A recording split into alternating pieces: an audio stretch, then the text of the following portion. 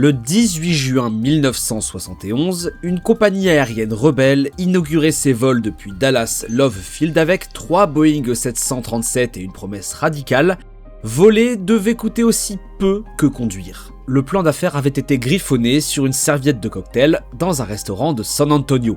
Un simple triangle reliant Dallas, Houston et San Antonio. Pas de siège attribué, pas de première classe, pas de superflu. Juste des tarifs bas et un service chaleureux. Durant 47 années consécutives, Southwest Airlines n'a jamais perdu d'argent. Ni pendant les récessions, ni après le 11 septembre, ni pendant les crises pétrolières qui ont mis des concurrents en faillite. Puis la pandémie est arrivée. Malgré tout, le modèle semblait à l'épreuve des balles. Mais le 27 janvier 2026, Southwest Airlines a officiellement abandonné la politique de siège libre qui la définissait depuis sa naissance. Les passagers ne sprinteraient plus dans les passerelles d'embarquement à la chasse au hublot. Les groupes d'embarquement numérotés de 1 jusqu'à 60 ont disparu à jamais. Mais voilà ce qui n'a aucun sens. Southwest a sondé ses propres clients. 80% ont déclaré préférer les sièges attribués. 86% des clients potentiels voyageant sur d'autres compagnies ont dit la même chose. La compagnie n'abandonnait pas une caractéristique adorée. Elle éliminait la raison numéro 1 pour laquelle les voyageurs choisissaient la concurrence. Alors, comment se fait-il que donner aux clients exactement ce qu'ils veulent puisse ressembler à une mort d'entreprise ? Pour comprendre pourquoi Southwest parie son identité sur cette transformation, il faut comprendre pourquoi l'ancien modèle a fonctionné pendant si longtemps. Le système original de Southwest reposait sur une idée révolutionnaire: la complexité coûte de l'argent. Chaque type d'appareil dans une flotte nécessite des équipes de maintenance distinctes, des stocks de pièces détachées distincts, des certifications de pilotes distinctes. Southwest ne faisait voler que des Boeing 737. Un seul type d'appareil, un seul jeu de pièces, un seul programme de formation. Cette simplicité se répercutait sur l'ensemble des opérations. Les sièges non attribués permettaient un embarquement plus rapide. Les passagers remplissaient les places de manière organique plutôt que de faire la queue dans les allées en attendant que le rang 34 se libère. Southwest réalisait de manière notoire des rotations au sol de 10 minutes à ses débuts, là où ses concurrents en avaient besoin de 45. Ces 35 minutes supplémentaires signifiaient que chaque appareil de Southwest pouvait effectuer un vol court courrier de plus par jour. Plus de vols signifiait plus de revenus générés par les mêmes actifs. Le réseau point à point éliminait entièrement les passagers en correspondance. Plus de bagages enregistrés restant en attente à Dallas pour quelqu'un en transit vers Phoenix. Plus de correspondances manquées se transformant en chaos opérationnel.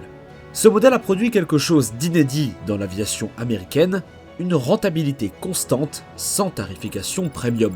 Southwest a généré 28 milliards de dollars de chiffre d'affaires annuel en 2025. La compagnie employait plus de 72 000 personnes. Elle exploitait plus de 800 appareils. Mais quelque part en chemin, les forces sont devenues des vulnérabilités. En décembre 2022, tout s'est effondré.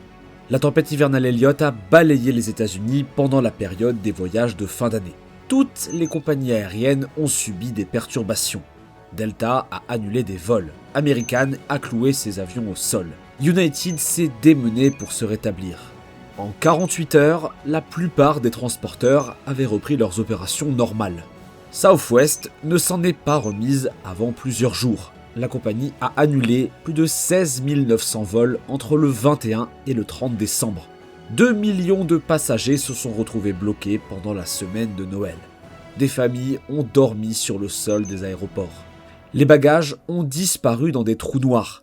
Les lignes du service client sont restées sans réponse pendant 8 heures ou plus. La cause de l'ampleur du désastre n'était pas la météo, c'était le logiciel.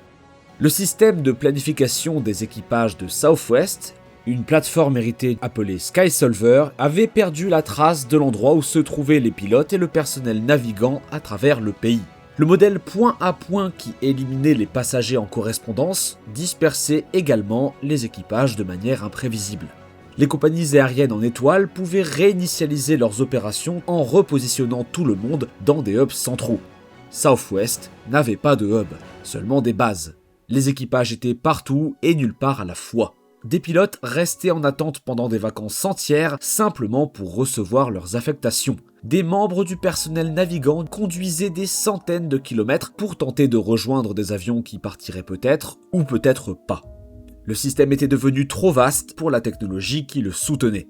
Les dommages financiers ont dépassé 1,1 milliard de dollars en perte de revenus et en indemnisation des clients. Le ministère des Transports a infligé une amende civile de 140 millions de dollars, 30 fois supérieure à toute amende précédente du DOT dans l'histoire. Mais les dommages à la réputation se sont révélés pires que les pertes financières. Southwest avait été la compagnie aérienne fiable, la compagnie aérienne sympathique, la compagnie aérienne qui traitait ses clients comme une famille plutôt que comme du fret. Cette perception a volé en éclats en 2022. Pendant des décennies, l'action de Southwest a affiché des performances modestes mais régulières. La compagnie aérienne privilégiait la satisfaction des employés et la fidélité des clients plutôt que la croissance des bénéfices trimestriels. Wall Street tolérait cette approche durant les années rentables. Puis vint l'effondrement, et la tolérance s'évapora. Lors du mois de juin 2024, Elliott Investment Management révéla une participation de 1,9 milliard de dollars dans Southwest Airlines, environ 11% de l'ensemble de l'entreprise. Ce n'était pas un investissement passif. Elliott, c'est un fonds spéculatif activiste connu pour imposer des changements radicaux aux entreprises sous-performantes. Leur lettre au conseil d'administration de Southwest fut dévastatrice. Ils accusèrent la direction d'un refus obstiné d'évoluer. Ils documentèrent comment l'action de Southwest avait chuté de plus de 50% au cours des 3 années précédentes, tandis que des concurrents comme Delta et United s'envolaient. Elliott prédit que l'action de Southwest pourrait atteindre 49 $ par action, soit un rendement de 77%, mais uniquement si la direction opérait des changements, rapidement. En octobre 2024, Southwest capitula partiellement. Le président exécutif Gary Kelly, qui avait occupé le poste de PDG pendant 18 ans avant de devenir président du conseil, annonça son départ anticipé à la retraite. 6 nouveaux administrateurs rejoignirent le conseil, dont 5 nommés par Elliott, issus de Virgin America, WestJet et Marriott. Le PDG en poste, Bob Jordan, conserva son poste en promettant de livrer exactement ce qu'Elliott exigeait. Des changements rapides. La transformation n'était pas facultative. C'était une question de survie. Ce que Southwest a annoncé en juillet 2024 représente l'une des transformations de modèle économique les plus complètes de l'histoire moderne de l'aviation. Les changements vont bien au-delà de l'attribution des sièges. Une cabine standard Southwest proposait auparavant 32 pouces d'espacement entre les sièges partout. Classe économique. Une seule classe, démocratique et identique. La nouvelle configuration crée 3 niveaux distincts. Les sièges extra legroom offrent environ 3 pouces supplémentaires d'espacement positionnés près des issues de secours et à l'avant de l'appareil. Ces sièges s'accompagnent de collations améliorées et de boissons premium offertes. Les sièges preferred conservent un espace pour les jambes standards, mais les passagers sont assis vers l'avant de la cabine, ce qui permet un débarquement plus rapide. Les sièges standards occupent l'arrière, attribués lors de l'enregistrement pour les passagers qui achètent les tarifs de base. Le processus d'embarquement a été complètement transformé. Les emblématiques groupes A, B, C avec les positions 1 jusqu'à 60 disparaissent. 8 groupes d'embarquement numérotés les remplacent, la priorité étant déterminée par le niveau tarifaire et le statut de fidélité. L'early bird check-in, le produit qui permettait aux passagers anxieux de payer pour de meilleures positions d'embarquement, est entièrement supprimé.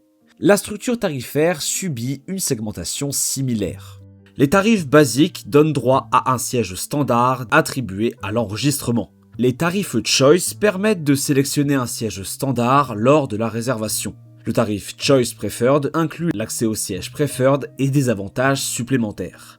Le tarif Choice Extra offre la sélection d'un siège extra legroom à la réservation avec les taux d'accumulation de fidélité les plus élevés. Mais le changement le plus choquant concerne peut-être les bagages. Pendant 54 ans, Southwest a été la seule grande compagnie aérienne américaine à offrir 2 bagages enregistrés gratuits à chaque passager sur chaque vol. Cette politique coûtait des centaines de millions de dollars en revenus non perçus chaque année. Les concurrents facturaient 35, 45, parfois 60 dollars par bagage. Southwest absorbait le coût en tant qu'élément différenciateur de marque. Mais à partir du 28 mai 2025, Southwest a commencé à facturer 35 dollars pour le premier bagage et 45 dollars pour le deuxième bagage sur les tarifs basiques, Choice et Choice Preferred. Seuls les passagers Business Select et les membres élites du programme de fidélité conservent la gratuité des bagages. La compagnie aérienne a estimé que les frais de bagages à eux seuls généreraient environ 800 millions de dollars de revenus annuels supplémentaires. Si on combine les revenus des sièges attribués plus ceux de la cabine premium, Southwest prévoyait 1,5 milliard de dollars provenant des sièges attribués et des sièges à espace supplémentaires pour les jambes. 2 milliards de dollars supplémentaires proviennent de la réduction des coûts et de l'optimisation de la gestion des revenus. Bénéfices avant intérêts et impôts incrémental total projeté, environ 4,3 milliards de dollars d'ici 2027, selon les estimations de Jordan datant de mai 2025. Les chiffres sont convaincants, mais ils exigent d'abandonner tout ce qui faisait la différence de Southwest. Voici le moment où toute l'histoire prend un tournant majeur et inattendu. L'importance de la transformation de Southwest ne réside pas dans les sièges ou les frais de bagages. Elle réside dans ce qui se passe lorsqu'une compagnie aérienne optimisée pour l'efficacité ajoute de la complexité. Il faut considérer les mathématiques du modèle original de Southwest. Le placement libre permettait aux passagers d'embarquer en environ 20 minutes. Ils remplissaient les sièges naturellement, se dirigeant vers les places vides sans bloquer les allées.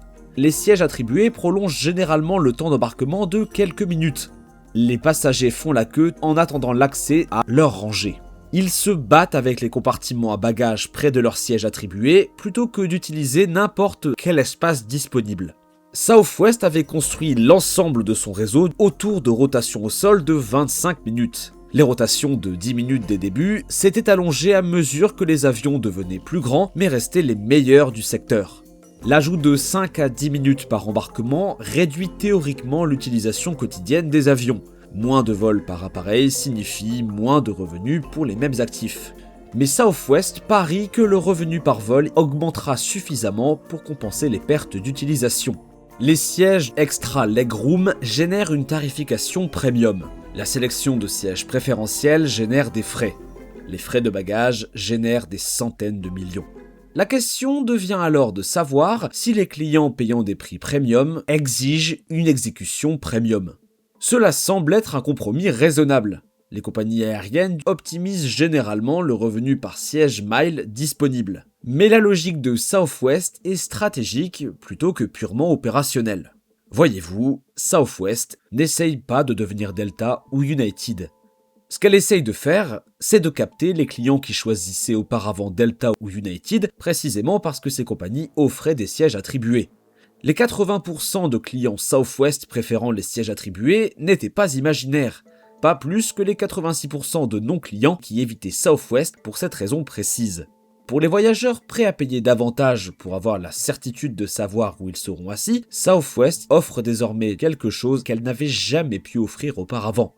La rareté des options premium crée de la valeur grâce à une tarification par palier. Le passager qui paie pour l'extra legroom ne paie pas simplement pour 13 cm de plus. C'est aussi un paiement pour un embarquement prioritaire, des boissons premium et l'assurance de ne pas se retrouver coincé dans un siège du milieu au fond de l'avion.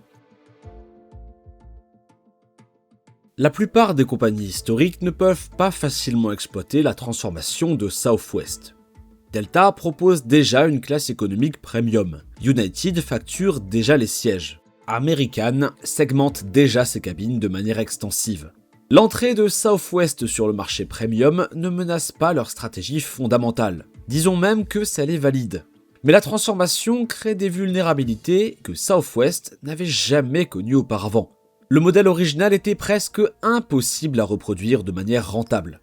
Spirit et Frontier ont poursuivi des modèles ultra low cost, mais ces derniers temps ont fait face à des difficultés financières constantes. La combinaison de Southwest, tarifs bas, bagages gratuits et services convivial crée des avantages concurrentiels protégeant la fidélité de sa clientèle.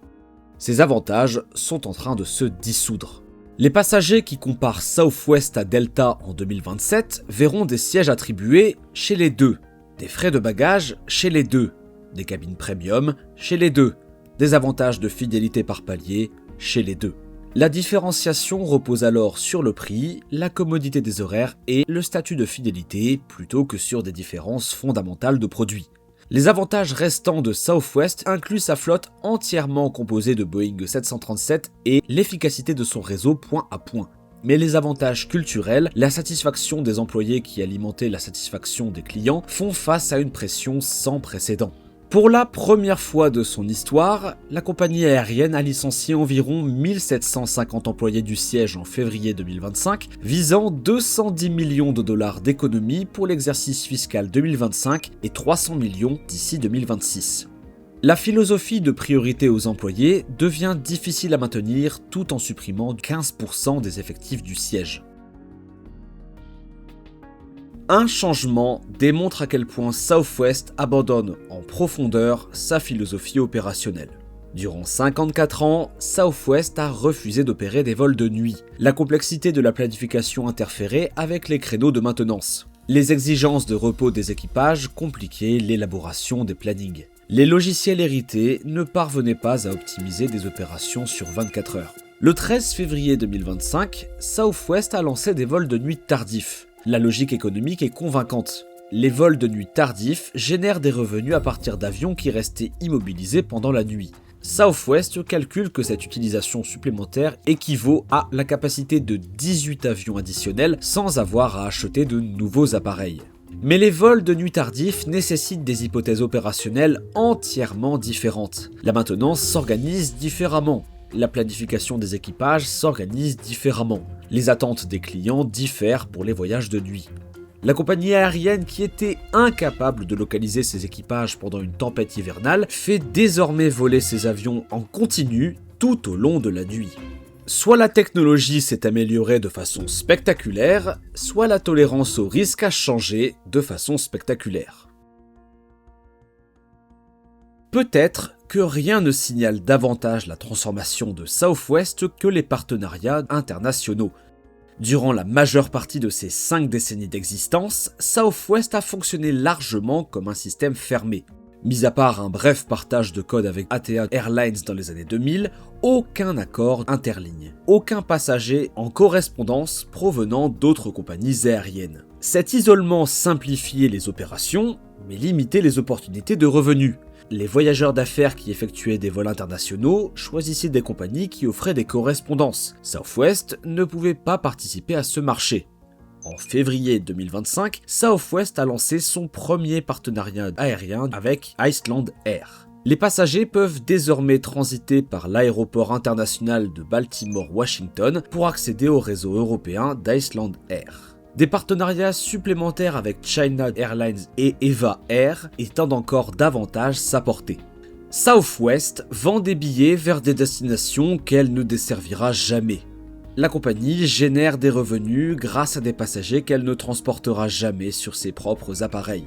L'ancien Southwest aurait considéré cette complexité opérationnelle comme superflue.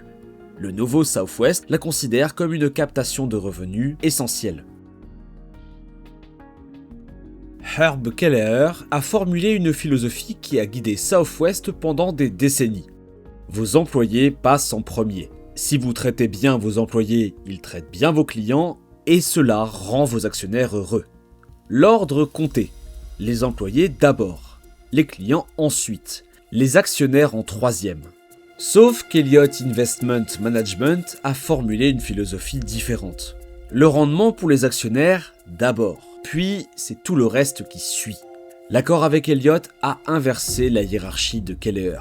Les licenciements massifs ont eu lieu malgré une demande de voyage record. Les prestations aux clients se sont resserrées malgré les revirements de politique. Les enquêtes de satisfaction des employés ont révélé un moral en déclin. Pourtant, le cours de l'action a monté. Wall Street a crié victoire. En 1971, Southwest a vu le jour parce que prendre l'avion était devenu cher, compliqué et pénible sur les compagnies traditionnelles. La compagnie aérienne a prouvé que la simplicité pouvait fonctionner. Des tarifs bas pouvaient attirer des passagers. Traiter les clients comme des êtres humains pouvait bâtir la fidélité. Durant 47 années consécutives de rentabilité, Southwest a démontré qu'il existait une alternative au modèle de correspondance en étoile, truffé de frais et segmenté par classe, qui dominait l'aviation des États-Unis d'Amérique.